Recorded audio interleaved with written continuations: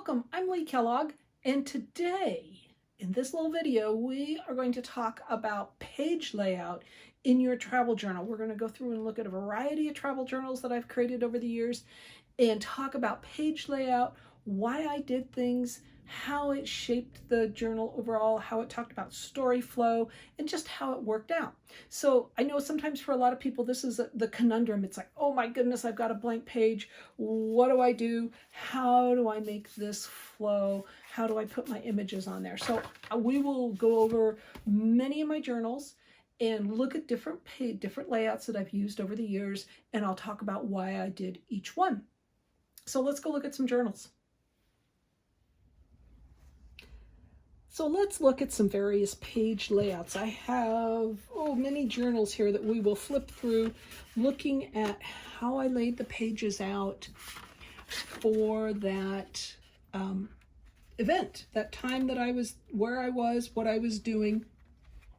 So this one I'm starting with, this was when I attended the Nature Journaling Conference in Monterey in 2019. And a lot of this was done on location. In fact, most of my work is done on location. So we were in the aquarium on this particular page, and so I'm capturing the fish like in amongst the kelp, and then the different fish that were swimming around. And you can see this is sort of like there's a hodgepodge of things on here, but there's a lot of notes. And in nature journaling, we're doing a lot of notes, keeping track of information.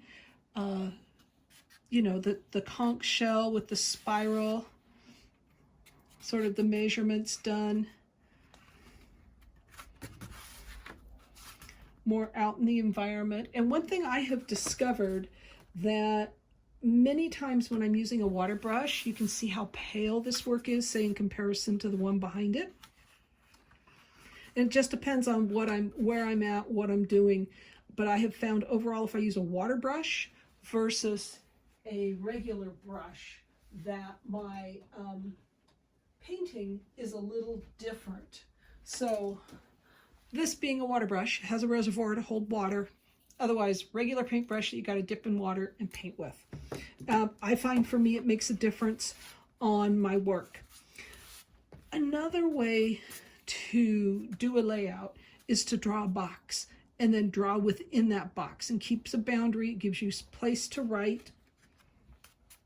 I find probably 80% of the time I'm doing something like this, where I've filled up 2/3 of the page or 3/4 with some writing on the side.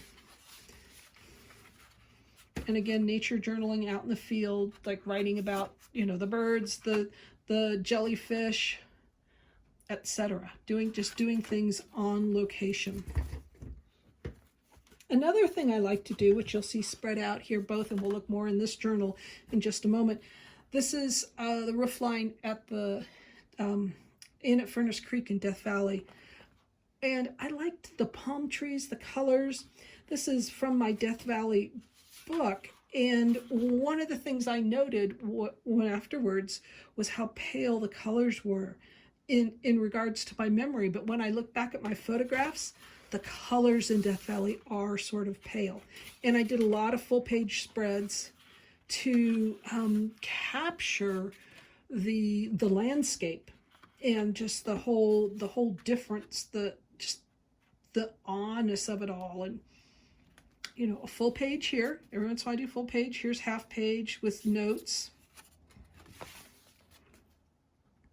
like a view from the parking lot over to the Panamints, and I always get the stamps, national park stamps, state park stamps. Whoever has them, I get them, put them in my book. Another full page spread of the pool. And your travel journal can be anything. This is our water bottles and our hip pack and our coffee mugs. It's like, you know, all the things that we carried around. Of course, in Death Valley, you know, you need your water. You got to stay hydrated. Boardwalks, hiking. This is our trip to Portugal several years ago.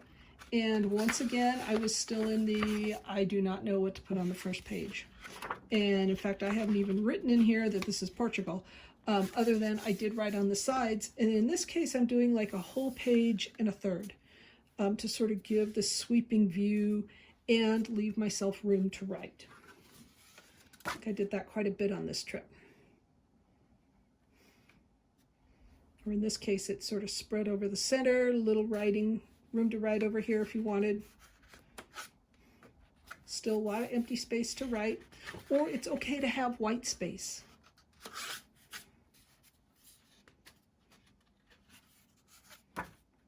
In this case, no writing. The bar view. And it's also okay to just sketch, not put in color. This is almost a full page. It's the Roman aqueduct. And more Roman aqueduct. So this gives you a good idea. This is my bird list. I almost always have a bird list when I travel. This was a fountain. So this is the main fountain area, and there was the inset in this area is this sort of nicho with the saint, the alcove. And more, like in this case, I couldn't get the top of this little folly, so I drew it over here. And I have another book where I was drawing something long and skinny, so I worked vertically. So it just depends on your book. Also, how you do a page layout. There's some from Lisbon, of course, the typical yellow trolleys. So these full page spreads work really well on these smaller long books.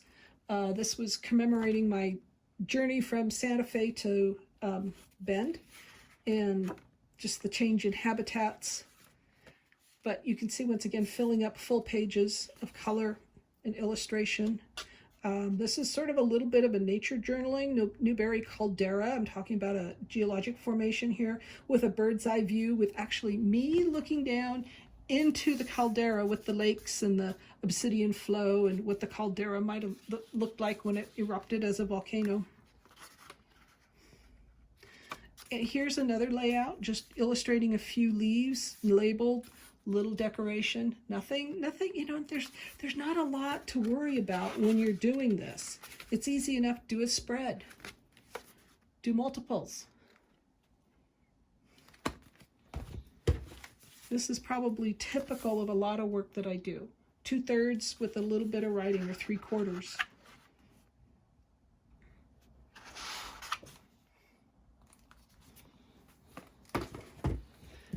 I got into the bigger journals, so you can see the size difference there. Some of these, again, it's full page, sometimes not. Once again, 2/3 to 1/3. The stamps, like my stamps. And again, places where I thought I was going to paint, so I did the sketching on location. This is down in Canyon de Chelly with the White House ruins. And I never painted. I never did paint. I put my shadow lines in, I put where the tree leaves were gonna go, and never did it. And that's okay. That's just part of that trip. And you can see on some of these, like these are straight watercolors, very little drawing, that I go through spells where that's what I do. I watercolor, or I put a little drawing in, or I draw more in watercolor. And again, here's a spread with words.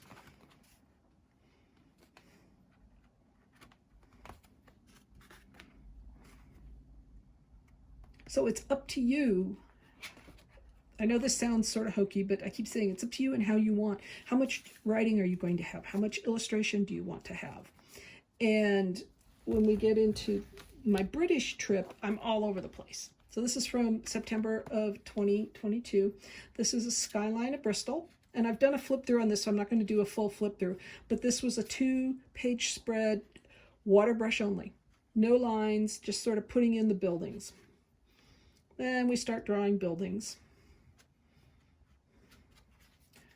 And I'm still sort of my one little thing here and writing about it. Later on, I got into doing, like, I forgot 4 doors over 2 pages because I like doing the doors. I'm just having a blast with the doors. 2 storefronts, architectural structures, more architecture, a little bit, full page. So it's easy, if you know you have small things, to group them up like that. Or in this case, I've got two scenes grouped on a page, one over here, and then narration about what's going on these two pages. And narration again about what's going on with these two pages. And this is the same. I've got two images here, smaller one here, vertical. This one's horizontal. Narration talking about what these two images are.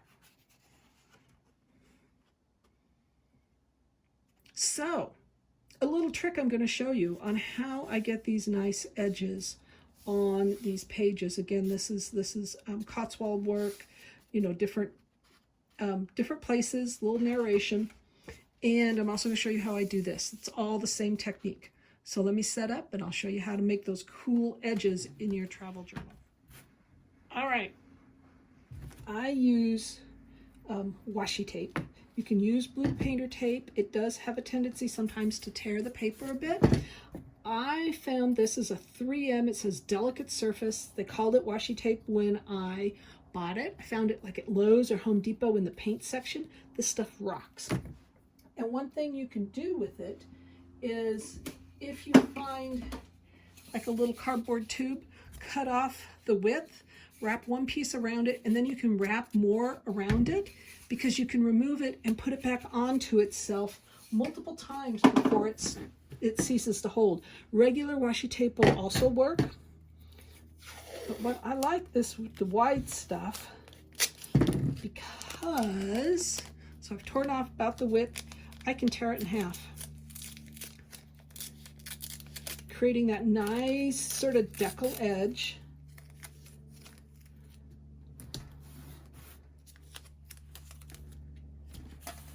And at this point, you can choose how much space you want to leave. How much of a margin do you want to leave for your writing?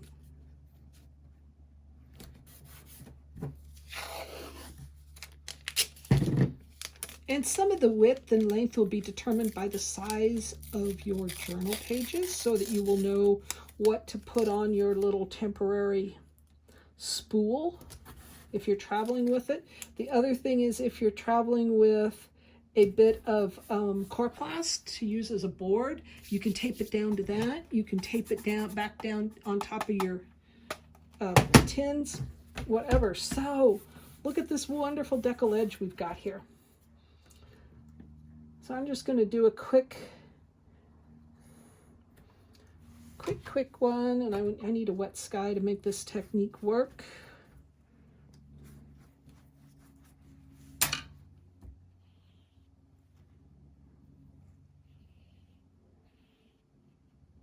And one thing when you're doing a sky, this will give me a partly cloudy sky.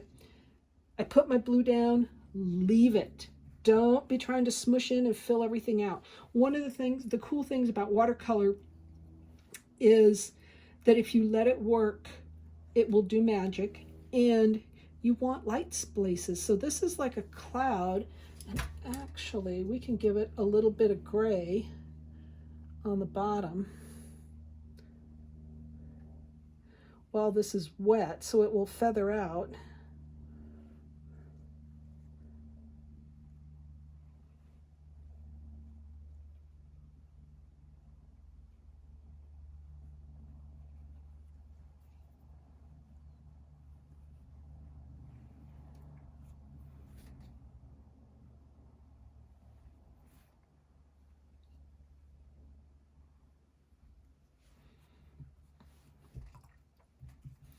All right, meanwhile, you can see it's still sort of wet. So one of the hazards of when you start out wet like this is you got to let it dry. But we can work on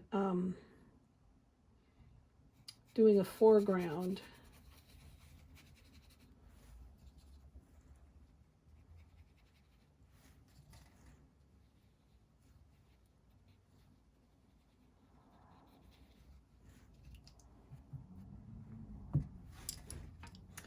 And I like my foregrounds a little darker than just green, so I'm going to add some purple or some dark blue here.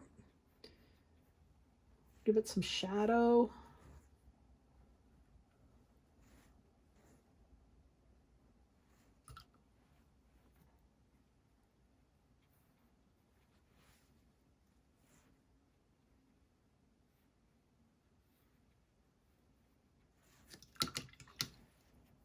And yes, I have to wait, stop and wait when this is in my journal. So I try to do this kind of work when I'm back at home base.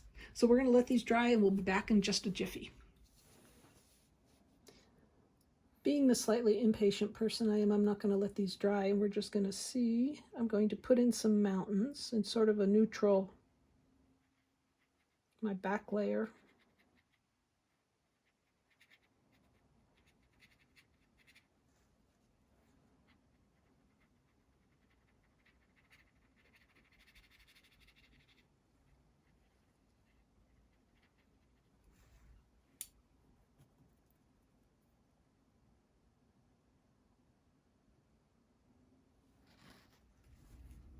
All right, time to finish. I'm going to put in some trees and a little foreground detail because this is all soft and sort of squishy, which can be nice if you're conveying a sort of soft, squishy scene. But I'd like to put in a pine tree or some sort of other tree, something to give me a little detail and as a focal point, because right now I have no focal point.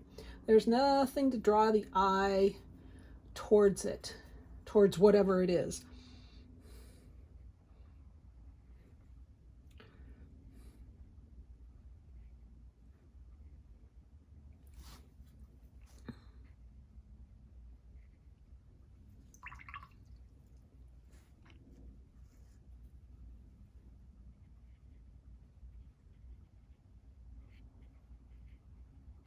Cool thing about pine trees is that they're pretty open, so you can draw in some branches, just a few branches, and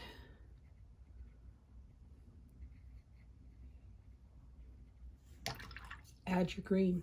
Now I'm going back to my dark blue again, and I like a little darkness at the bottom of the branches because they're usually shaded, and this helps give your tree some depth. And the eye likes it when you mix up colors, when you have more than one solid color.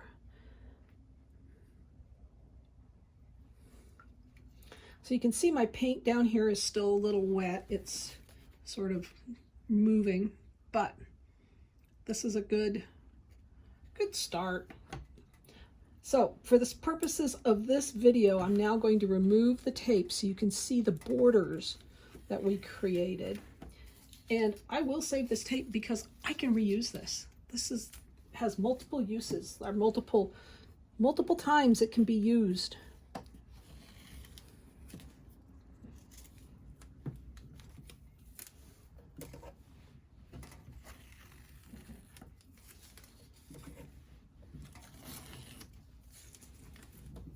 Picked up a little bit of paper right there, but nothing major. So you can see now I have this nicely framed image and lots of room to write either down here, right here. I could write all the way around it. I could draw a frame if I wanted to, but my picture is nicely contained within a boundary box that doesn't have necessarily a bold black definition, but it is framed in its own right. And then you could use your writing to continue the framing.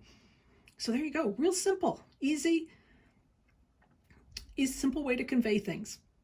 So washi tape is your friend for creating borders in your journal and in your artwork at other times.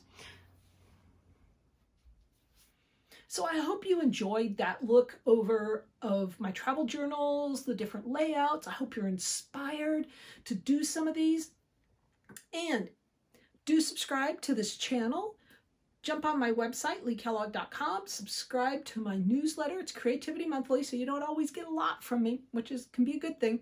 The other thing I'd like you to do, if you want to create a travel journal like some of the ones you saw today, and you're feeling a little unsure, unconfident, come on a trip with me. I'm planning on one, the first one in 2024.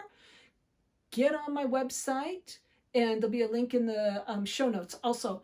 But fill out the survey, the travel survey. I got to have 50 valid responses or more. More is awesome. Before I can book a trip.